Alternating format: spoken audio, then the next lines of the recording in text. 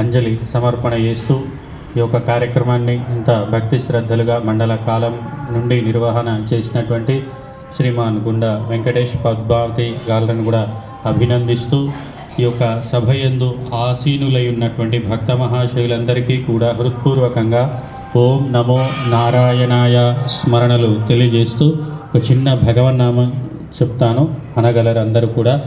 ఓం నమో భగవతే వాసుదేవాయ. శ్రవణమాత్రేణ హరిశ్చిత్తం సమాశ్రయేత్.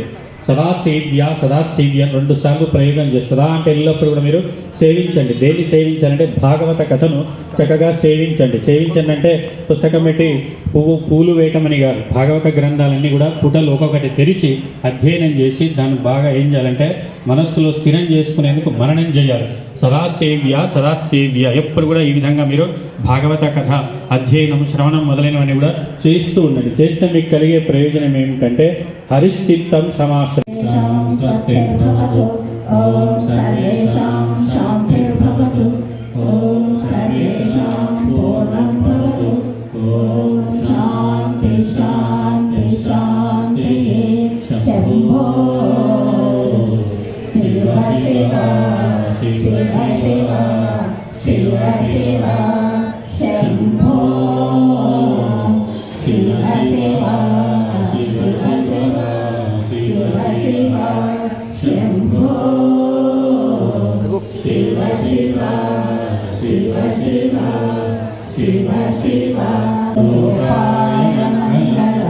దైవమతము ప్రతిష్ఠితమగునుగాక, కరుణామతము వృద్ధిమందుగాక, శాంతిమతము స్థాపితమగునుగాక, సత్యమతము స్థిర ప్రతిష్టమందుగాక, ధర్మమతము ఉద్ధరింపబడునుగాక, ఋషిమతము వర్ధిల్లునుగాక, స్వాతంత్ర్యమతము జయించునుగాక, జ్ఞానమతము వ్యాపకమగునుగాక, లోకా సమస్తా సుఖినో భవంతు, లోకా సమస్తా సుఖినో భవంతు.